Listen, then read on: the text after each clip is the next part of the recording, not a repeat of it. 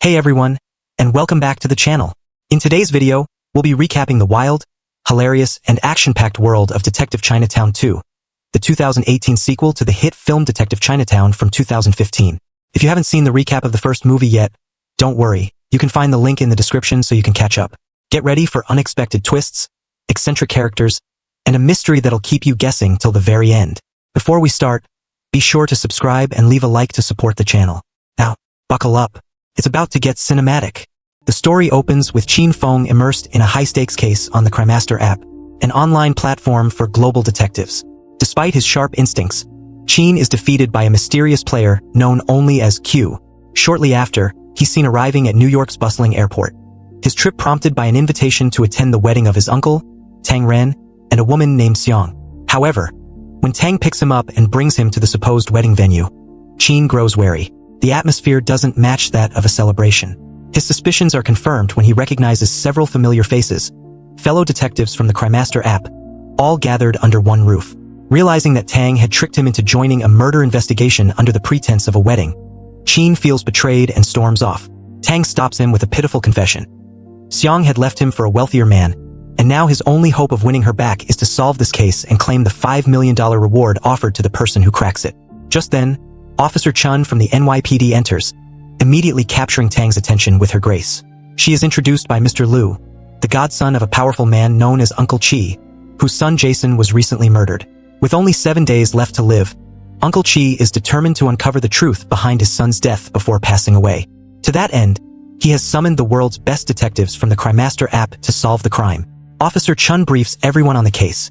Jason's body was discovered on July 1st at 10:17 a.m. in a Chinatown temple. His chest bore strange scratch marks, and his heart had been surgically removed, while he was still alive.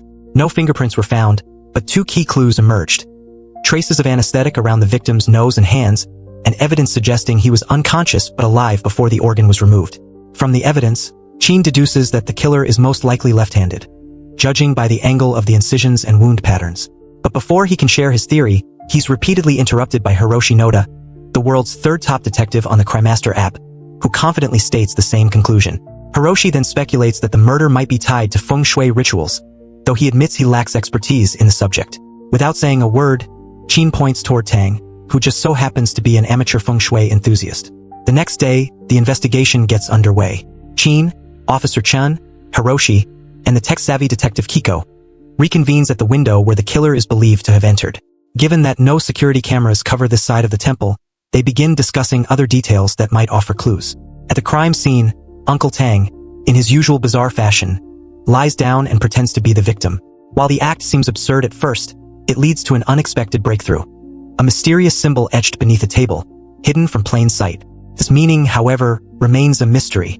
As they continue their investigation, Officer Chun reveals the psychological profile of the suspect, likely a Chinese male, between 25 to 40 years old, calm and reserved, with a background marked by personal loss or trauma. Digging deeper, Qin, Hiroshi, and Kiko uncover a related case. On June 28th, a woman's body was found in the Hudson River with similar surgical wounds. Her kidney had been removed while she was still alive, and traces of the same anesthetic were present in her system. Sensing a connection, Qin instructs Kiko to hack into surveillance footage near both crime scenes, the temple and the river, hoping that a single overlooked detail might lead them to the killer. Their diligence pays off. CCTV reveals a man lurking near both locations, an undocumented immigrant from China named Song Yi, whose sister had gone missing a year ago. Uncle Chi promises the full $5 million reward to anyone who can not only capture Song Yi but also prove his guilt. The chase begins. As the detectives scatter to find Song Yi, Uncle Chi privately warns Mr. Liu.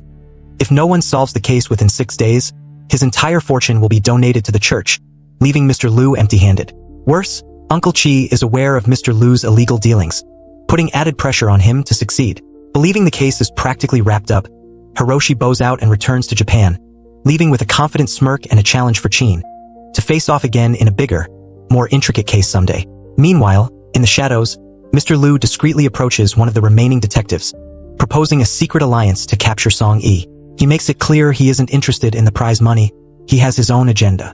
Back on the trail, Qin pieces together a movement pattern based on the killer's timing and crime scenes, narrowing down where the suspect could be hiding. Eventually, the two men finally track down the suspect, surprisingly, in the middle of teaching Mandarin to a group of rough-looking local thugs. Qin watches carefully and notices something important. Song Yi is right-handed, so he can't be the killer. But before Qin can stop him, Tang rushes in and hits Song Yi, trying to catch him. His plan backfires quickly when the intimidating students rise to defend their teacher. Spooked, Tang drags Qin into the restroom, trembling. Just then, they overhear voices. Mr. Liu and his men have arrived and are taking Song Yi by force, planning to eliminate him outright, hoping to claim the reward without ever proving his guilt. Tang and Qin, overhearing everything while hiding, decide to rescue Song Yi. Seconds later, Tang comes out in a silly Donald Duck costume, making a scene and drawing attention. He runs around, annoying everyone and causing a big distraction. While Liu's men chase Tang, Qin dresses as Spider-Man and rescues Song Yi. They run away together and the three men hide in a bar filled with people who, oddly enough, took a liking to Tang and help shield them from the pursuers. Once safe, Qin questions Song Yi's presence at the crime scenes. To his surprise, Song Yi reveals that he too is a detective and a crime master player, albeit with a much lower ranking. He insists he had no part in the murder and provides an alibi. He was working at a bar on June 30th, the day Jason died, and can prove it. And so, the case grows even more complex, and Qin realizes this isn't just a battle for money or justice, but a challenge that will test his skills and who he can trust. And there are only 5 days left to find the real killer. The next day, Qin, Tang, and Song Yi head out to investigate the Hudson River, where the first victim's body was found a week before. Qin explains that, based on the case files, the murder didn't actually happen there. The killer likely dumped the body into the river after the crime. By analyzing the flow of the water, they manage to trace it back and discover the real crime scene nearby.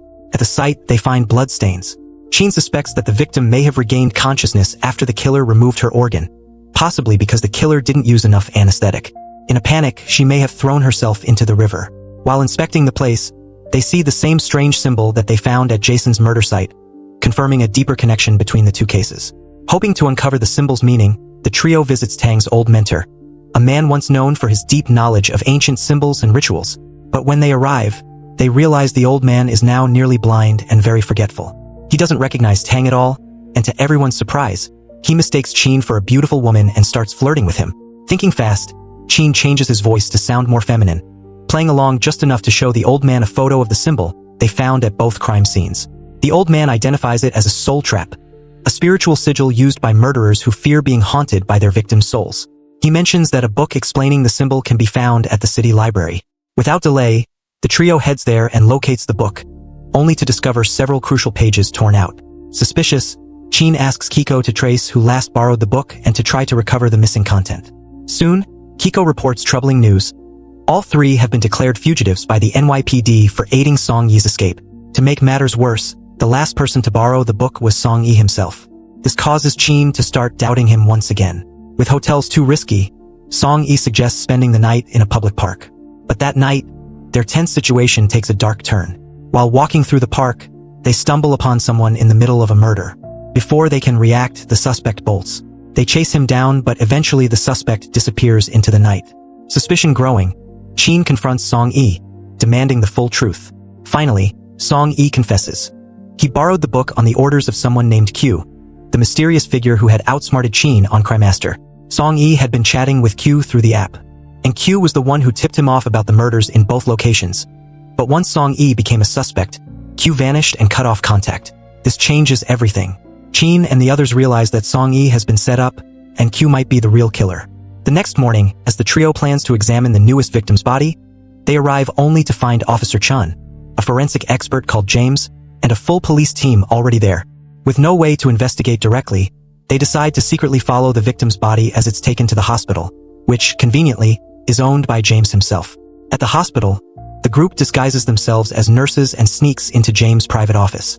There, they uncover several important clues: detailed autopsy reports, a suspicious bottle of medicine, and a surprising fact: James was once married to a Chinese woman, though she had passed away years ago. Just as they're about to leave, Officer Chun catches them and prepares to make an arrest. But Qin managed to persuade her that Song Yi was innocent and vowed to solve the case. Reluctantly, Chun allowed them to escape. Soon after, Kiko messages Qin with new findings from the torn book pages. But before they can act, they're ambushed by Mr. Lu's men and locked away in a hidden underground prison. Refusing to give up, Qin turns his attention to the symbols and a diagram Kiko had sent earlier. With Tang Ren's help, they go over every detail of the previous crimes, the date, location, missing organ, and victim profile. Tang, with his understanding of feng shui and the ancient Chinese philosophy of wuxing, realizes that each murder site corresponds to one of the 5 elements: fire, water, and wood. Qin connects the dots. Each crime scene matches a point on Kiko's diagram, and each point corresponds to a specific organ and elemental symbol. And the victims are carefully chosen based on their profiles and the 8 characters of their birthdays. Together, they discover that the killer is performing a ritual across New York, using the city as a sacrificial altar in a twisted attempt to become a god. Even worse, they pinpoint the next murder. It will happen tomorrow between 3 o'clock and 7 p.m. Their escape comes the next morning. Tang claims he has a magic trick to open the cell, but in truth, it's Kiko who breaks them out. They rush toward the sugar factory, the site Qin believes will host the next murder. On the way, a message pops up. It's from Q, and it confirms the exact same location. That confirmation hits Qin hard. It means Q is watching, listening, maybe even guiding them, and always one step ahead. At the factory, rival detectives and police teams have already arrived. Amid their investigation, they make a grim discovery. Mr. Lu's body lies lifeless before them. But instead of focusing on the obvious, chaos erupts as everyone turns on Song Yi, trying to arrest him first to claim the reward. The commotion is stopped by a high-ranking officer who orders the immediate arrest of all detectives, except Uncle Chi's loyal subordinates. Inside the police station, the detectives argue fiercely. Qin, however, stays calm. When Officer Qin arrives, he correctly guesses that Mr. Lu likely died from having his lung removed, just as Jason lost his heart and the Hudson River victim her kidney. Tang adds that the murders seem to follow a ritual pattern, positioning New York as an altar, and predicts the next killing might take place in Midtown Manhattan, though the exact location remains unclear. Officer Chen agrees with their theory but insists the immediate focus must be on rescuing Song Yi, who remains the primary suspect. She leaves to obtain Mr. Lu's autopsy report. Qin feels the trail going cold, until a casual remark from Tang sparks a breakthrough. The killer seems to know highly personal details about each victim, details only someone close or with access to private data would know. Kiko jumps in, suggesting the killer might work somewhere like a bank, insurance firm, or even a police station, anywhere with access to sensitive records. She immediately assembles her portable computer and runs a cross-check on all the victims. No overlap in banks.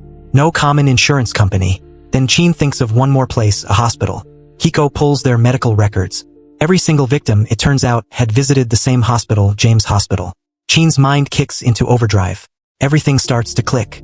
James, quiet, methodical, and seemingly helpful, has been right in front of them the entire time. He's a surgeon, so he has the skill. He had a Chinese wife, explaining his knowledge of feng shui and ritual symbolism. Her name appeared in the booking records at the library, tying him to the ritual knowledge. The pen placement on his desk confirms he's left-handed, matching the killer's profile.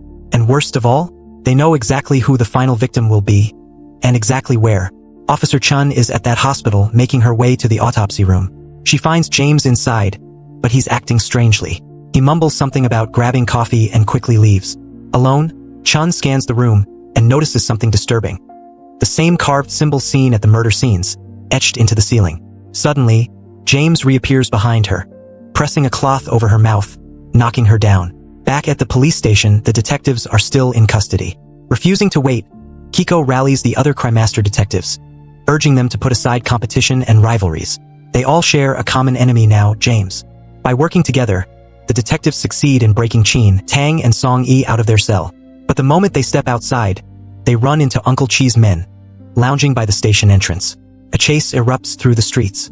Just as things look bleak, a group of local motorcycle gang members, old allies from the bar, show up in full force and helps the trio escape. Upon reaching the hospital, the trio wastes no time searching for James and Officer Chun. They navigate the hallways until they arrive at the autopsy room. To their surprise, the room is empty. Qin, ever perceptive, feels a breeze coming from the cold chambers. His instincts lead him to discover a hidden room. Inside, they find Officer Chun lying on an altar-like table, partially paralyzed. James, however, hides in the shadows. Suddenly, James attacks Qin, nearly pushing him off a window. Song Yi leaps forward just in time to save him. James then reveals the twisted truth. Battling cancer, He orchestrated the killings in a desperate attempt to ascend to godhood. Tang tries to reason with him, saying he has misunderstood the heretical ritual.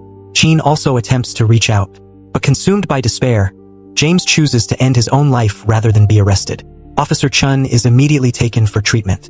However, as the dust settles, Tang receives devastating news. Uncle Chi passed away an hour earlier, and with his death, all his wealth is donated to the church. The promised $5 million reward is gone. Later, as Qin and Song Yi stand in the altar room, Qin turns to him with a quiet but piercing accusation. He believes Song Yi killed Mr. Liu, using James' murders as a smokescreen. He lays it out step by step. At the library, Song Yi had seen the diagram in the ancient book and instantly understood the meaning behind James' killings, especially when, where, and which organ would be taken. Without hesitation, he tore out the critical page, ensuring Qin and Tang wouldn't piece it together in time. At the hospital, he contacted Mr. Liu's men so they could capture Qin and Tang, lured Mr. Liu to his death, and then swapped his body with one of James' victims, ensuring the murder blended in seamlessly with the serial case. Qin also reveals one subtle but damning detail. Song Yi had been pretending to be right-handed throughout the case. But during the chaos of rescuing Qin, he instinctively used his left hand. Finally, Qin shares what he believes is Song Yi's motive: revenge. Mr. Liu was involved in illegal human trafficking, the very operation that led to the death of Song Yi's younger sister. And this, Qin concludes, is why Song Yi killed. More than that, Qin suspects Song Yi is the mysterious Cremaster user ranked number 1. Q. Song Yi denies everything, claiming no concrete evidence exists. Confident but lacking proof, Qin chooses to let him go. The next day, Qin and Tang prepare to return to China. At the airport, Kiko and Officer Chan see them off. Just before departure, Kiko pulls Qin aside with shocking news. Song Yi is not Q. She traced his IP address, and it's not from America at all. The movie ends with Tang receiving a call. The next case is in Tokyo.